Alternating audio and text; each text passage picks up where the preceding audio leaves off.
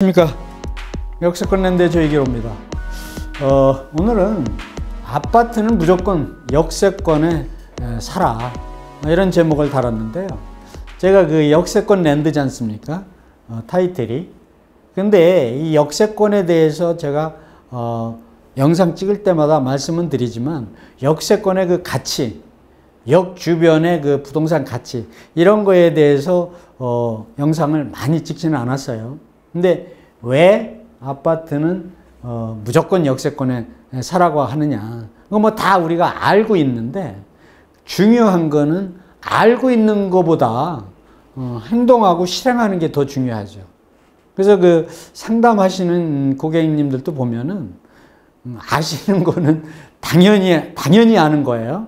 역세권 쪽에 투자하고 돈이 된다는 거는 뭐 삼척동 다 아는 거죠. 그런데 알기만 하고 실제 투자할 때 가서 보면은 여기서 좀 떨어진대 하는 분들도 많이 있더라고요. 뭐 이유는 다 있습니다. 타당한 이유가. 그러나 이 재테크 할 때는 그렇다고 하더라도 역세권 쪽에 하시는 게 좋겠다. 얼마 전에 전화로 연락을 하셨는데 노원역 부근에 이종 주거지역 땅을 가지고 계신 거예요. 근데 요거를 좀 오피스텔을 짓고 싶고 또 개발하고 싶은데 아니면 또 파는 경우도 또 생각을 하고 있는데 어떻게 했으면 좋겠습니까? 연락이 온 거예요. 왜 그러냐면은 제가 한 3번, 4번 전에 영상을 역세권에 대해서 한번 찍은 게 있는데 서울시에서 역세권 개발하는데 인센티브를 부여하고 있거든요. 근데 역세권에 대한 인센티브가 역으로부터 250m까지 좀 인센티브를 줬는데 이제는 또 확대를 해서 350m까지 확대를 해서 좀 인센티브를 주겠다. 그래서 그거를 이제 제 영상을 본 거예요. 그래서 자기가 가지고 있는 땅도 해당이 되겠느냐. 그래서 이거 당연히 해당이 되죠. 여기서 가까우니까. 근데 이제 물론 여기 많이 활성화가 안 되고 이런 데는 좀 어렵다고 봐야 되죠.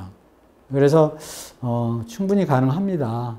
그래서 시간이 되시면은 번지수를 가지고 한번 나오셔라. 여기까지 이제 말씀을 해드렸는데 하여튼 그러한 상담을 많이 하셔야 돼요.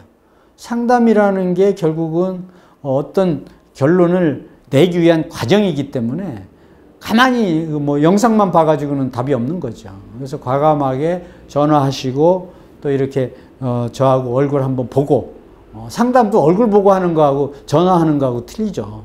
그래서 하게 되면은 다 도움이 됩니다. 도움이 안 되면은 제가 영상 찍고 상담할 이유가 없는 거죠. 그래서 상담비도 뭐 말씀하시는데 무료로 해드린다고 그랬어요. 그래서 역세권이라는 게 뭐냐? 그러니까 역세권이라는 거는 원론적으로 이론은 그렇게 되어 있습니다. 철도역을 중심으로 해서 1000m를 보통 역세권이라고 합니다. 1km. 왜 그러냐니까 사람이 걸어서 갈 수 있는 거리가 1000m입니다. 1000m가 넘어가면 심리적으로 차를 타게 된다는 거예요.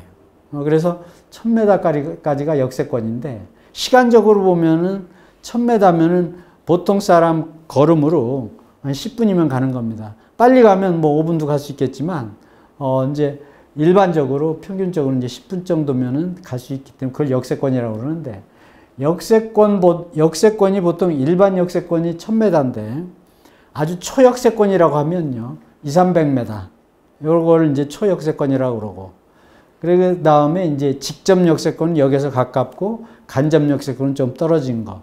그러니까 1000m가 넘으면 이제 간접 역세권에 해당이 된다고 봐야 되겠죠. 그래서 뭐 여러 가지 역세권을 뭐 구분하는 종류가 너무 많은데요.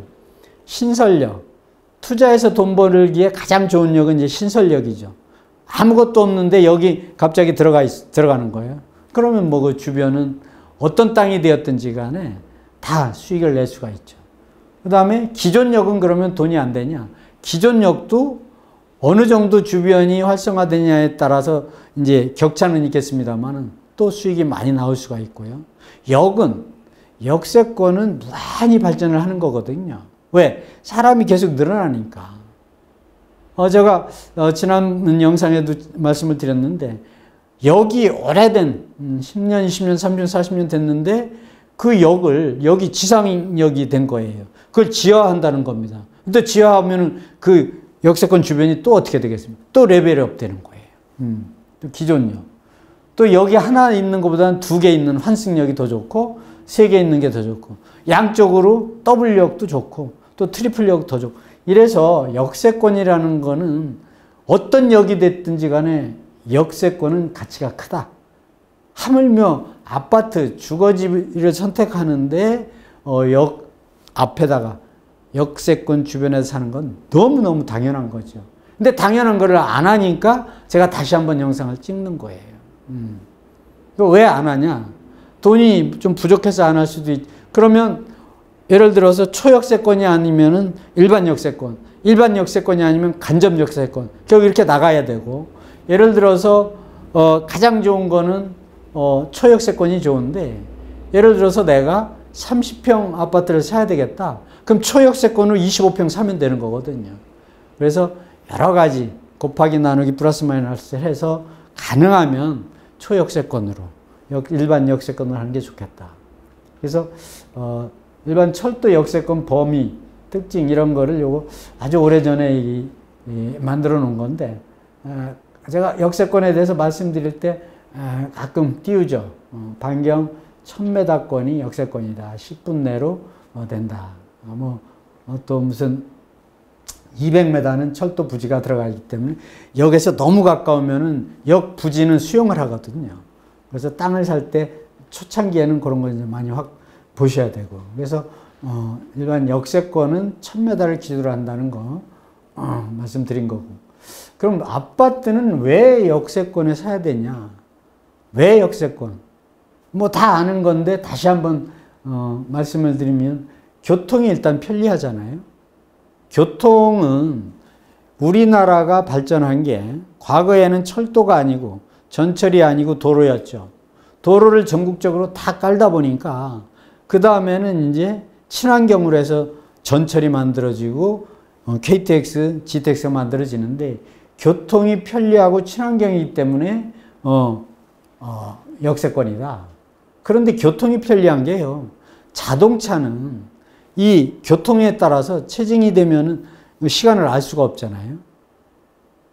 그저께도 제가 북한산에 갔더니 이 차를 대는데 그 북한산에 이제 스타벅스라는 북한산 탐방지구 입구에 있는 곳이 있는데 주차를 대는데 30분, 40분, 1시간 걸리는 거예요. 그러니까 이 전철은요, 길이 막히는 경우가 완전히 100% 없는 거죠. 그래서 이 아파트를 사는 거는 교통 때문에 역세권이다. 그리고 초고령 시대가 이제 왔는데 초고령 시대에는 더더욱이 역세권이다. 아픈데 물론 승용차로도 병원 가야 되겠지만 그게 안 되면은 전철 타고 빨리 가야 되죠. 여기 약국도 그렇고 마트도 그렇고. 그래서 편의시설이 이 역세권만큼 완벽하게 갖춰진 곳이 없다. 1, 2인 가구 시대에는 역세권이 더 중요해졌다. 과거의 역세권보다 앞으로 가면 갈수록 이 역세권이 더 이제 좋아진다. 그래서 아파트를 살 때는 꼭 역세권을 사셔라. 지난 4월 11일 날 서울시에서 역세권을 건물을 지을 때는 인센티브를 주겠다. 이렇게 또 발표를 했거든요. 그건 왜 그러냐 하니까 땅은 한정되어 있는데 한정되어 있는 땅을 개발할 때 너무 용도 지역에 아주 국한하다 보면은 더 올릴 수도 있는데 너무 땅을 비효율적으로 운영하게 되는 거거든요. 그래서 여기에 보면은 역세권 활성화 A부터 Z까지 역세권 활성화 사업을 확대하겠다. 역세권에 건물 지을 때는 더 활성화해 주겠다. 그게 뭐냐면은 역 승강장에서 350m 이내의 역세권을 중심으로 용도 지역을 상향하겠다. 그게 무슨 얘기냐면 용도 지역, 결국 용도 지역을 주거 지역에서 준주거로 또 상업 지역으로 높여주겠다. 쉽게 얘기해서 용적률을 올려주겠다는 거거든요. 용적률을 올려주겠다는 게 무슨 얘기냐면 5층 지을 수 있는 거를 6층, 7층, 8층, 10층으로 지을 수 있도록 높여주겠다. 물론 그렇게 하게 되면은 거기서 나오는 수익은 일부는 또 공공 복리 자금으로 이제 내는 그런 상황도 나오는데, 어찌됐든 그 전에는 승강장에서 250m만 인센티브를 줬는데 100m를 늘려서 350m까지 개발할 수 있도록 인센티브를 주겠다. 이런 또 발표를 했어요. 근데 여기에 대해서 또 상담을 많이들 하시던데, 요거는 서울시에서 발표를 하면요, 실행하는 거는 각 지자체에서 합니다. 그래서 자기가 가지고 있는 토지의 그 구청에 가셔가지고 도시계획과에 가서 상담을 하시면 돼요. 요거를 어떻게 그 다음에 절차를 진행합니까? 이렇게 질문들을 하시는데, 이거는 제가 해드릴 수 있는 게 아니고 저는 길을 알려드리는 거죠. 길만 알려드리면 토지이용계획서 지번을 가지고 가서 직접 소유자가 가서 상담을 하는 게 가장 빠르고 정확한 답을 얻을 수 있는 거죠.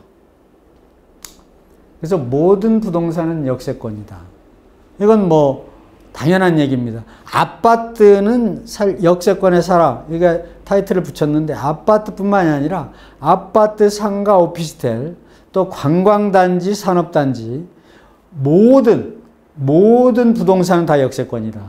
그래서 아파트가 역세권은 말할 것도 없고, 상업지구도 역세권이고, 산업단지도 역세권이고, 관광단지도 역세권이다. 또 땅을 살 때도 역세권이다. 신설역이 들어가는 거는 원형지에 들어가는데 당연히 역이 확정된 곳에 땅을 사야 된다. 이거 다 알고 있는 겁니다, 우리가. 근데 제가 이렇게 강조를 하는 거는 알고 있는 거를 실행하는 사람만이 이 결실을 볼 수가 있거든요. 그래서 상담, 전화 한 통 하는 거 굉장히 어렵게 생각하시는데, 제가 상담비도 안 받겠다고 그랬는데 전화하시면 되거든요. 전화하시면 됩니다. 그래서 아주 복잡하고 난해하고 뭐 어려운 문제 같으면 저도 일부 상담비를 받겠습니다만은, 대부분 간단한 거는 제가 돈 1원도 안 받습니다. 그래서 역세권은 모든 부동산이 다 역세권이다 말씀을 드리고, 그래서 역세권 정보를 활용하는 거는 어떻게 하는 거냐, 어디에 역이 들어가느냐, 이게 이제 첫 번째겠죠. 우리가 역이 들어가는 거는 다 공표가 되어 있습니다. 국가철도망 구축 계획이라는 게 있어요. 과거에 우리 그 경제개발 5개년 계획이라는 게 있었는데, 역도 그냥 하루아침에 만드는 게 아니라 5년, 10년, 20년 단위로 만들죠. 그래서 1차 국가철도망 구축 계획이라는 게 2006년부터 15년까지 이미 만들어져서 다 실행이 됐고, 또 2차 국가철도망 계획이 2011년부터 20년, 3차가 2016년부터 25년, 4차 국가철도망 구축계획이 2021년부터 2030년까지 다 고시가 돼서 지금 공사도 하고 있고 지금 진행을 하고 있죠. 지금 현재 우리가 살고 있는 게 2024년이니까 요 4차 국가철도망 구축계획에 해당이 되죠. 그러면 5차 또 국가철도망 구축 계획이 지금 용역 발주가 되어 있는데, 요거는 2026년부터 2035년까지 지금 예정이 되어 있죠. 요게 내년에 고시가 될 겁니다. 그러면 내년 2025년 고시되기 전에 각 지자체에서는 이 철도망 구축 계획에 철도를 자기 지자체 내에 놓으려면 이 계획에 포함을 시켜야 됩니다. 그래서 이것 때문에 지자체장들이 아주 많이 고심들을 하시죠. 그래서 이미 이런 계획이 다 짜져 있다. 고시되어 있는 거는 디테일하게 내용이 다 나와 있는 거예요. 그래서 지금 전국 어디든지 철도 공사를 하고 있는 곳들은 다 이 계획된 고시에 다 들어가 있는 겁니다. 그래서 제가 이런 말을 아주 좋아하는데, 역세권 부동산의 정보를 미리 이용하면 상당한 부를 축적할 수 있을 것입니다. 여기 생기면 사람이 모이고 확장이 되니까 무슨 얘기냐면 국가철도망 구축 계획을 미리 보고 투자를 하면 상당한 부를 축적할 수 있다는 겁니다. 요거는 제가 말씀드린 게 아니고 아주 전문가가 컬럼에서 말씀을 하신 건데 너무 당연한 거죠. 그래서 이 국가철도망 구축 계획 요거는 국토부에 들어가서 검색만 해도 되고 국가철도공단에 가서 검색 다 아주 상세하게 나와 있습니다. 그래서 요거를 확인하시고 역세권에 투자하시고 지금 이 국가철도망 구축계획 4차가요. 이렇게 어디서부터 어디까지 노선도 나와 있습니다만은 이 지도로도 이렇게 다 되어 있습니다. 홈페이지에 들어가서 보시면 누구든지 확인이 가능하죠. 4차 국가철도망 구축계획에 들어가지는 않았지만 추가 계획으로 추가 검토하는 또 이 구간들이 있어요. 그래서 많이 이 지자체장이 편입은 안 됐지만은 이렇게 해달라 한 부분들이 일부 반영이 된 게 있는데 예를 들면 별내선이 지금 의정부까지 연장을 하는 거예요. 별내선이 지금 4호선이 지금 별가람역이 지금 되어 있는데 이쪽에 그 천호역에서 지금 이 전철 공사를 8호선이 지금 별내역까지 하고 있죠. 하고 있는데 별내역에서 그냥 끝나는 게 아니고 의정부까지 간다는 거예요. 의정부 어디까지? 탑섬역까지. 별가람역에서. 이게 이미 4차 국가철도망 추가 검토 사업에 포함되어 있다. 8.7km고 복선으로. 그러면 일반적으로는 8호선이 이쪽 별가람역 여기까지만 가는 걸로 아는데 더 간다. 또 여기 원주 춘천선도 원주에서 지금 여주까지 또 연장 공사를 하고 있는데 원주에서 춘천까지 또 철도가 또 들어간다. 춘천까지. 그래서 이런 것들이 다 나와 있으니까 요걸 보신 분하고 안 보신 분하고는 틀리죠. 투자 마인드가. 그래서 이 국가철도망 구축 계획을 보면은 자세하게 여러분들이 정보를 알 수 있으니까 보시고 또 모르시는 거 있으면 또 말씀하시고 이렇게 하셔가지고 투자하시는데 많이 도움이 됐으면 좋겠습니다. 그래서 아파트는 무조건 역세권에 살아 제가 말씀드렸는데 이거는 내가 거주하면서 또 나중에 그 아파트가 돈이 되면 더 좋잖아요. 그러니까 살기도 좋고 돈도 되고 이런 걸 원하는 거예요. 상담하다 보면은. 그게 뭐야? 바로 초역세권이죠. 이건 무조건 돈이 되니까 살면서. 여기에서 멀면 멀수록 조금 돈이 덜 되겠죠. 그래서 아파트는 역세권이 교통이 1순위다. 돈이 되니까. 역세권 주변이 마트나 편의시설이 다 갖춰져 있기 때문에 병원, 약국, 역세권 주변에 다 있고 그리고 매도시에도 시세 차익이 있다. 당연히 역세권이죠. 그래서 임대 수입도 그러니까 임대 수입을 내려면은 아주 초역세권에 가셔야 돼요. 소형으로. 다른 데에서는 장담하기 어렵거든요. 그래서 보통 어떤 분들은 이제 오피스텔이나 원룸 이런 거 주장하신 분도 있는데 그것도 돈이 됩니다. 그러나 역세권의 초역세권의 소형 아파트는 아주 가장 이상적이다. 이거는 뭐 손해보는 게 전혀 없죠. 그래서 환승 초역세권, 대단지, 브랜드가 있는 소형 평형이 최고의 돈이 되고 살면서 돈이 되는 역이다. 이렇게 보시면 아주 틀림없습니다. 환승 초역세권이면서 대단지고 브랜드도 있고 그러니까 1000가구 이상이 되는 걸 말씀드리는 거예요. 대단지는. 또 소형이면은 뭐 가장 이상적인 아파트 투자가 된다. 그래서 이렇게 이제 역세권에 대해서 다시 한번 제가 강조를 드린 거고요. 실행을 해서 반드시 여러분들 재테크에 크게 도움이 됐으면 좋겠습니다. 오늘 여기까지 하겠습니다. 고맙습니다.